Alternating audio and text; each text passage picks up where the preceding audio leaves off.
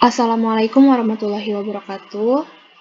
Pada video ini saya akan membahas soal kasus yang saya buat sendiri, di mana di sini saya akan menyusun laporan keuangan konsolidasi dengan transaksi jual beli persediaan.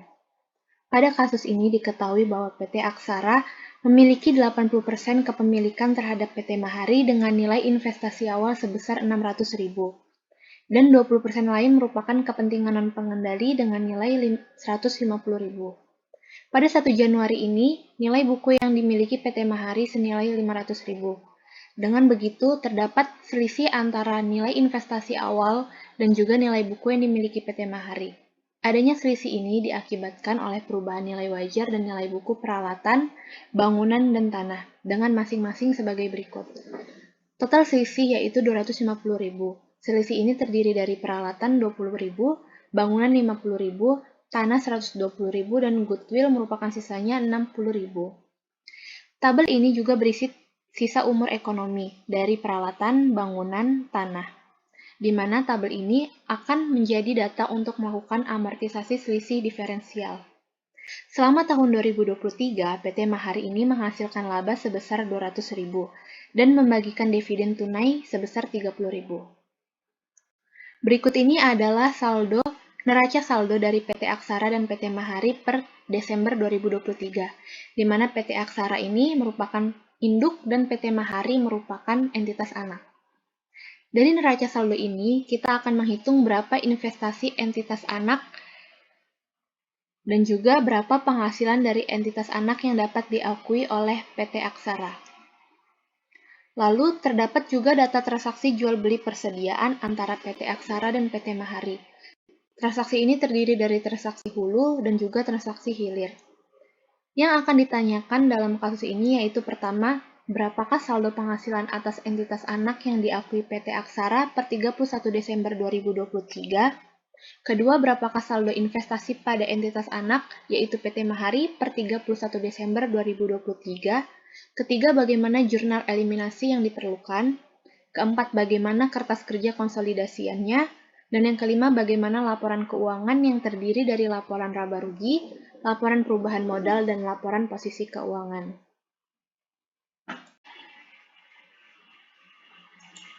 Baiklah, kita akan masuk ke dalam pembahasan dari kasus yang sudah kita bacakan tadi.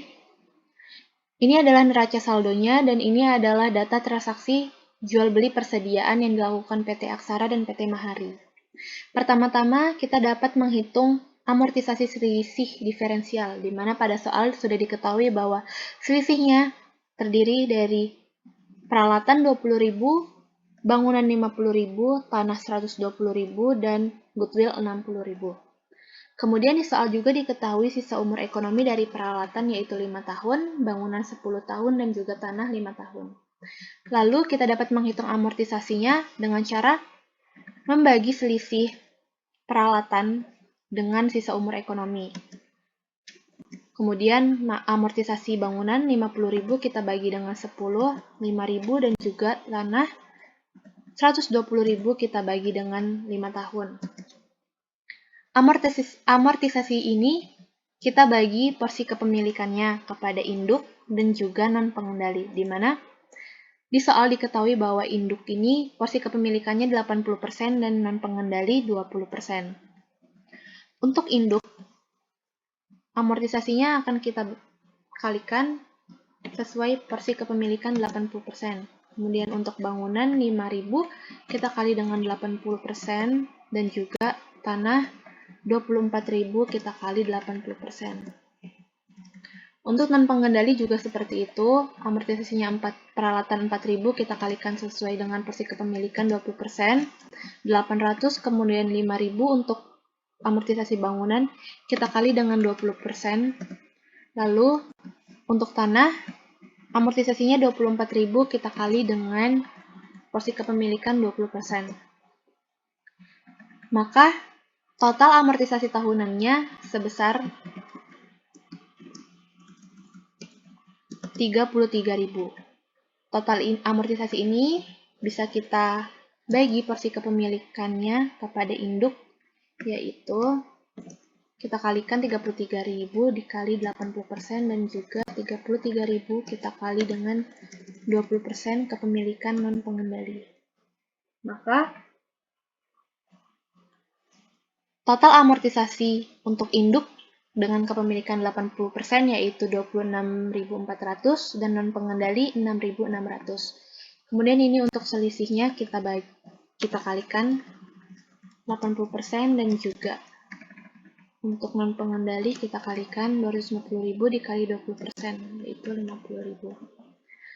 Kemudian, tahap selanjutnya yaitu menghitung laba yang dapat diakui oleh PT Aksara. Pada soal diketahui bahwa laba yang dibagikan sebesar 200.000.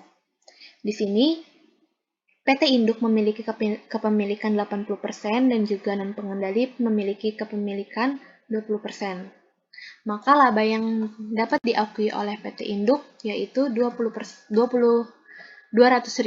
kita kalikan 80%. Kemudian untuk pengendali 200.000 kita kalikan 20%. Nah, di sini diketahui bahwa laba yang diakui PT Induk yaitu 160.000 dan non-pengendali 60.000.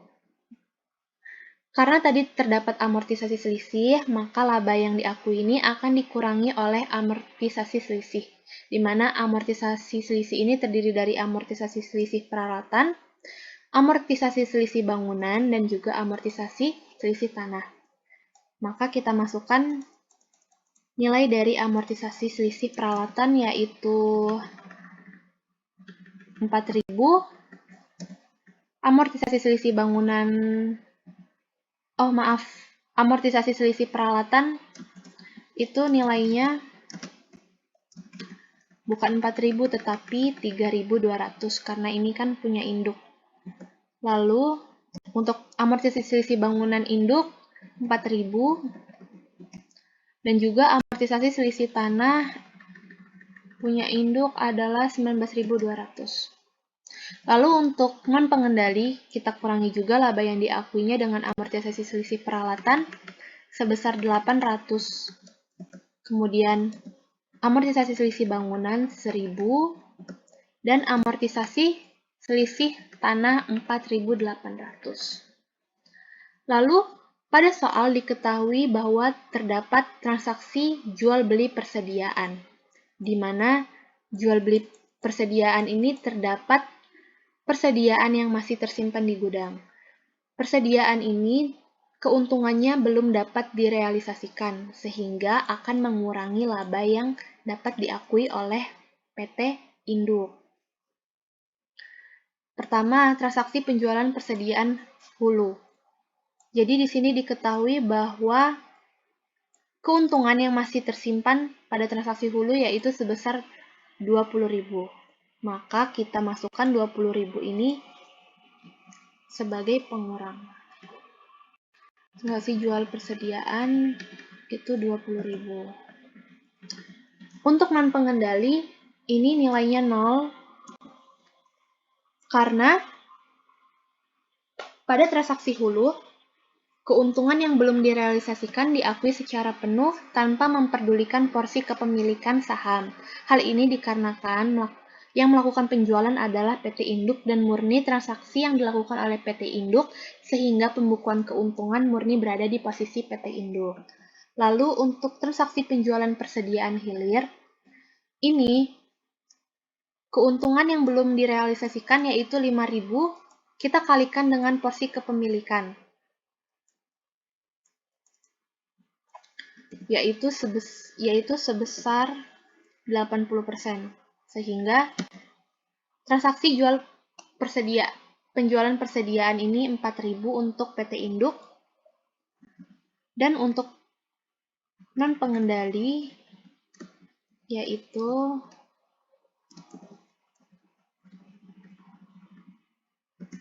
1.000. Maka dari ini kita bisa dapat menghitung total laba yang dibagikan, yaitu 160.000 dikurang amortisasi selisih peralatan untuk PT Induk, amortisasi selisih bangunan, amortisasi selisih tanah, transaksi penjualan persediaan hulu, dan juga transaksi penjualan persediaan hilir.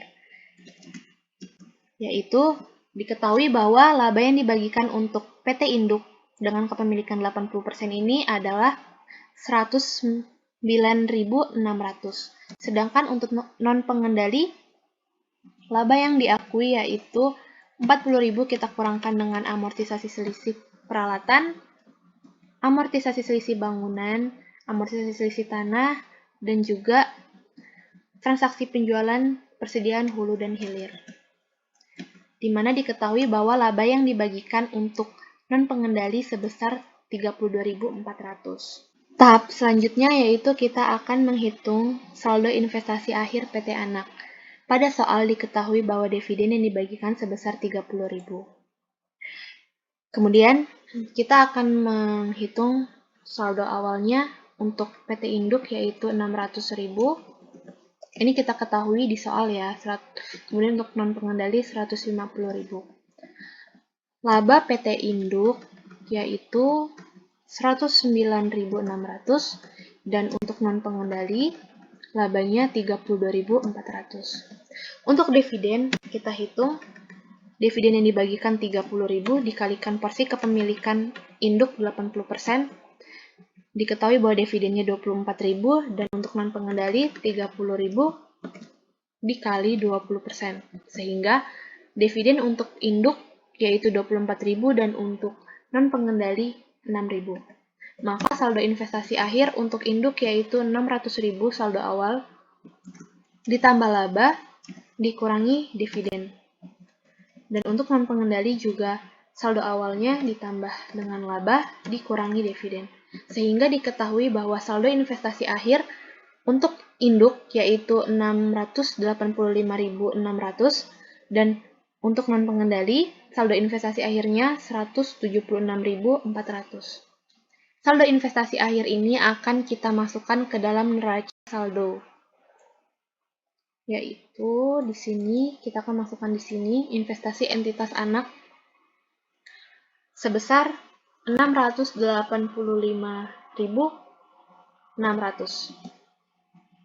Kemudian kita akan masukkan penghasilan dari entitas anak yaitu sebesar 109.600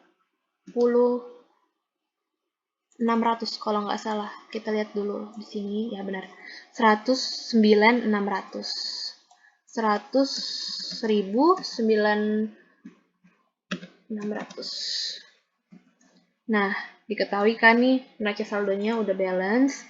Kemudian tahap selanjutnya kita dapat melakukan eliminasi yaitu menyusun eliminasi jurnal. Pertama kita akan mengeliminasi saldo investasi berdasarkan nilai ekuitas buku, di mana di sini terdapat modal di store,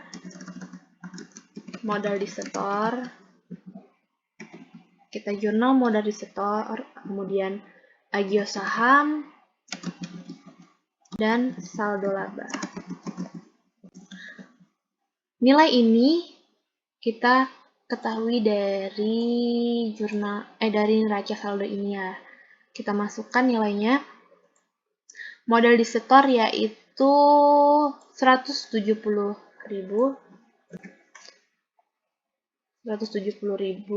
Kemudian untuk agio sahamnya ini 30.000 kita masukkan. Dan saldo labanya sebesar 300.000. Untuk jurnal yang dikredit untuk akun yang dikredit yaitu investasi PT Mahari dan nilainya sebesar 400.000. Kemudian kepentingan non-pengendali. Pengendali ini nilainya 100.000. Kemudian kita akan mengeliminasi saldo investasi efek diferensial, di mana akunnya ada peralatan. Kita akan kemudian bangunan, tanah, dan juga goodwill. Kita masukkan nilainya, di mana peralatan tadi kita sudah hitung diferensialnya ada 20.000, kemudian bangunan 50.000, tanah 120.000, dan juga goodwill 60.000. Akun yang akan dikredit yaitu investasi PT Mahari atau P Anak dan juga kepentingan non-pengendali, di mana jumlah investasi PT Mahari ini sebesar 200.000 dan kepentingan non-pengendali sebesar 50.000. Kemudian kita akan mengeliminasi penyesuaian beban amortisasi akibat adanya efek diferensial. Yang pertama ada beban penyusutan peralatan, beban penyusutan bangunan akan kita debit, dan juga beban penyusutan tanah. Ini beban penyusutan peralatan kita debit sebesar 4.000, beban penyusutan bangunan kita debit sebesar 5.000, dan beban penyusutan tanah kita debit sebesar 24.000. Kemudian akun yang akan dikredit yaitu akumulasi penyusutan peralatan sebesar 4.000, akumulasi penyusutan bangunan sebesar 5.000, dan akumulasi penyusutan tanah sebesar 24.000 kita kredit. Lalu kita akan mengeliminasi saldo investasi atas pengakuan laba dari entitas anak. Jurnalnya adalah penghasilan dari entitas anak di debit sebesar 109.600, kemudian investasi PT Mahari dikredit sebesar 109.600. Lalu kita juga akan mengeliminasi untuk pendapatan non-pengendali. Ini kita debit sebesar 32.400, dan kepentingan non-pengendali kita kredit sebesar 32.400. Lalu tahap selanjutnya kita mengeliminasi saldo investasi atas dividen yang dibagikan, yaitu di sini investasi PT Mahari kita debit sebesar 24.000, lalu dividen kita kredit sebesar 24.000. Untuk kepentingan non-pengendali juga kita debit sebesar 6.000, dividennya 6.000. Kemudian dividennya kita kredit sebesar 6.000. Lalu, karena ada transaksi jual beli persediaan, maka kita juga akan mengeliminasi transaksi jual beli persediaan antara PT Aksara dan PT Mahari. Di mana yang pertama kita akan mengeliminasi transaksi penjualan persediaan hulu, yaitu eliminasi transaksi yang telah direalisasikan. Jurnalnya penjualan di debit sebesar 360.000. Ini nilainya didapat dari tabel yang ada di sini. 300 nih ya, sudah terrealisasi ya 360.000, itu kita masukkan ke dalam jurnal ini, penjualan. Akun yang akan dikredit yaitu beban pokok penjualan kita kredit sebesar 360.000. Kemudian eliminasi transaksi yang belum direalisasikan. Ini tuh Kita bisa lihat juga nilainya dari tabel ini. Nih, masih tersimpan 40.000. Maka jurnalnya adalah penjualan, kita debit sebesar 40.000, kemudian beban pokok penjualan kita kredit sebesar 20.000 dan persediaan kita kredit sebesar 20.000 juga. Lalu kita mengeliminasi transaksi penjualan persediaan hilir. Pertama, eliminasi transaksi yang telah direalisasikan, jurnalnya penjualan di debit, dan beban pokok penjualan kita kredit. Untuk nominalnya, kita dapat lihat dari data transaksi jual beli persediaan ini, di mana di sini diketahui bahwa pendapatan yang telah direalisasikan sebesar 70.000, kita kali dengan porsi kepemilikan sebesar 80%, di mana hasilnya adalah 56.000. Sehingga penjualan ini nilainya adalah 56.000. Kita debit dan juga beban pokok penjualan kita kredit sebesar 56.000. Lalu kita melakukan eliminasi transaksi yang belum direalisasikan. Jurnalnya penjualan di debit sebesar 10.000 dan juga beban pokok penjualan kita kredit sebesar 5.000. Lalu persediaan kita kredit sebesar 5.000. 10.000 dan 5.000 ini dapat dilihat dari data transaksi jual beli persediaan pada transaksi hilir.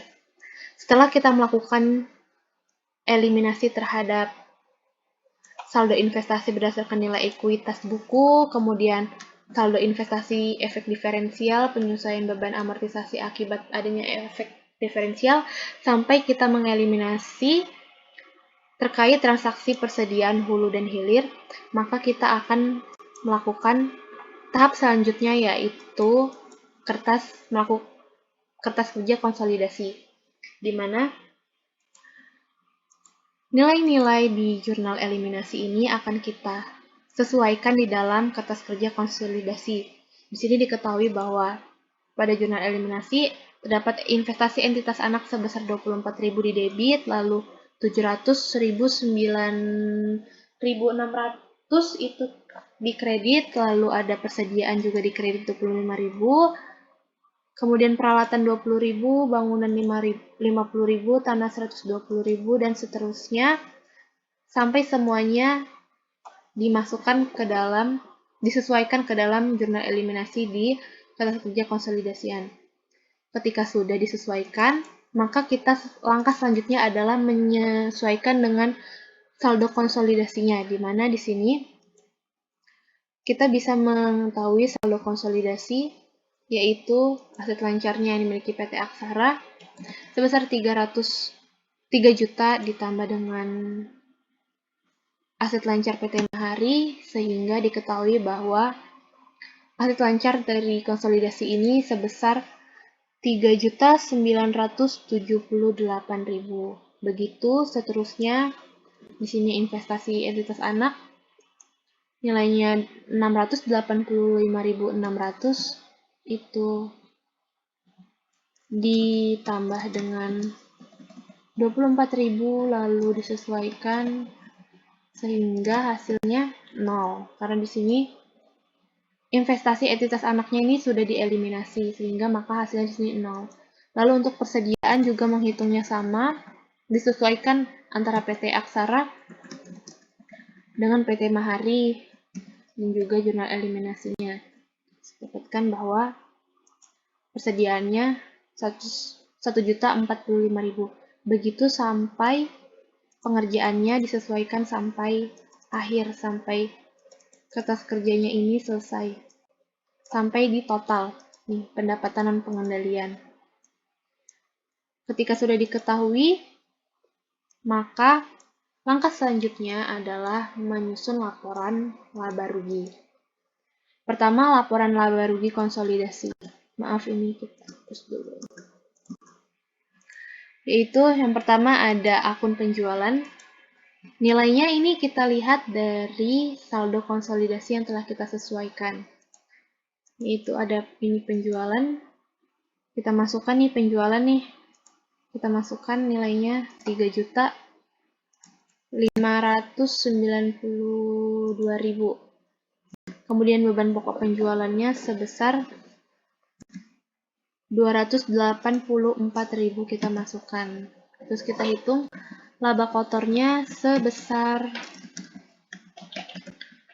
3.308.000. Kemudian kita masukkan lagi nilai beban penyusutan yaitu sebesar 121.000. Kemudian beban amortisasinya nih kita masukkan 147.000. Kemudian kita hitung berapa total bebannya.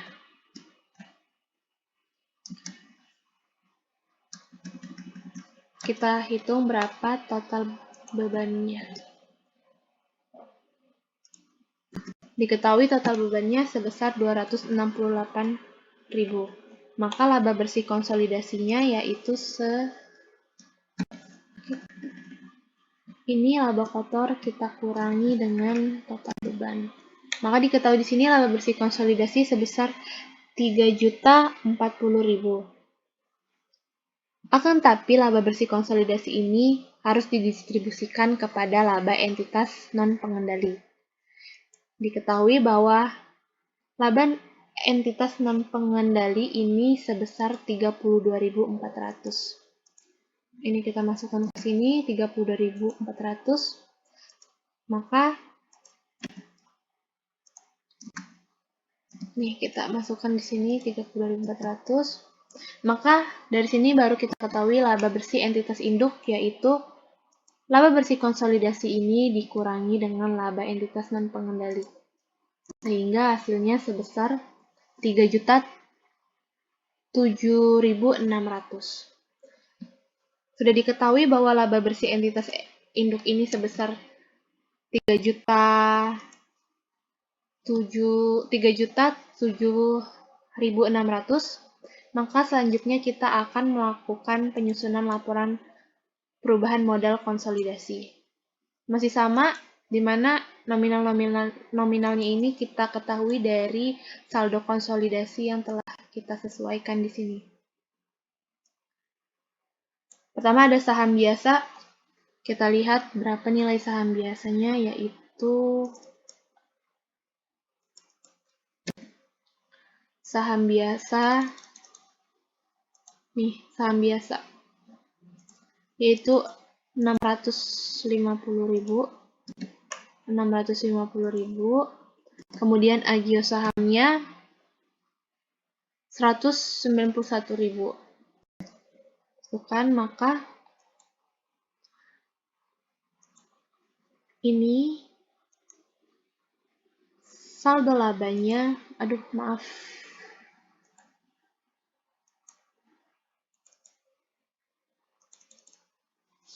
maka ini saldo laba per 1 Januarinya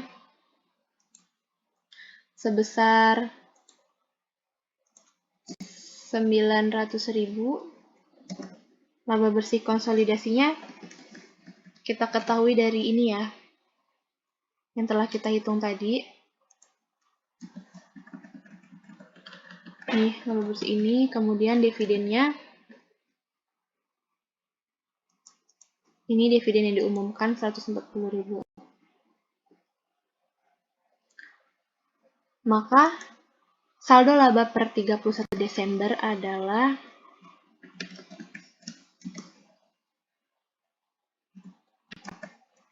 sebesar 3.767.600. Kita pindahkan ke sini biar enak menghitungnya.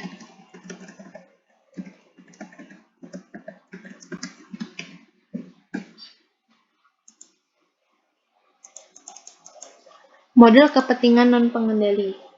Ini kita hitung dulu ini saham biasa dan juga agio sahamnya itu sebesar 841.000, maka modal kepentingan pengendali yaitu saldo laba ditambah dengan ini agio saham, sehingga modal kepentingan pengendalinya sebesar 4.608.600.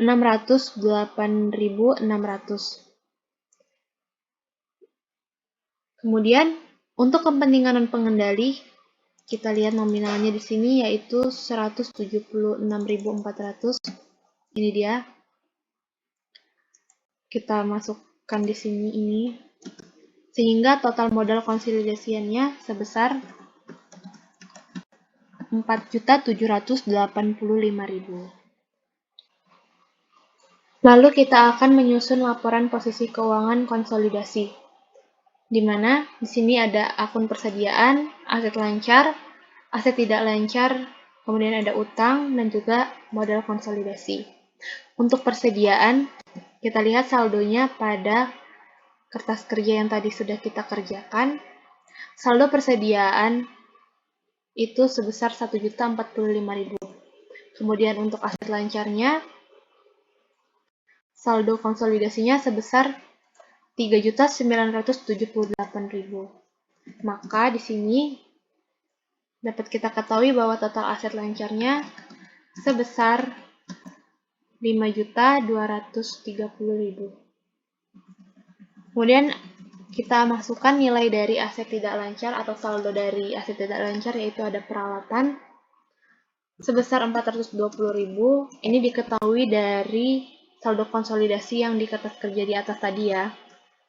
Kemudian bangunan 642.000, tanah 743.000, goodwill 60.000, akumulasi penyusutan sebesar 5.000, kemudian akumulasi penyusutan tanah sebesar 24.000, dan juga akumulasi penyusutan peralatan sebesar 4.000. Maka kita dapat menghitung total dari aset tidak lancar PT Aksara, yaitu totalnya sebesar 1.832.000. Maka total aset konsolidasi PT Aksara ini sebesar 6.855.000. Kemudian kita hitung total kewajiban dan ekuitas konsolidasi, di mana di sini saldo utang yang dimiliki yaitu sebesar 2.070.000. Lalu total modal konsolidasinya sebesar ini 4.785.000. Maka total kewajiban dan ekuitas konsolidasinya PT Aksara ini sebesar 6.855.000. Sekian pembahasan dari soal kasus yang telah saya buat. Mohon maaf atas kurang dan lebihnya. Terima kasih. Wassalamualaikum warahmatullahi wabarakatuh.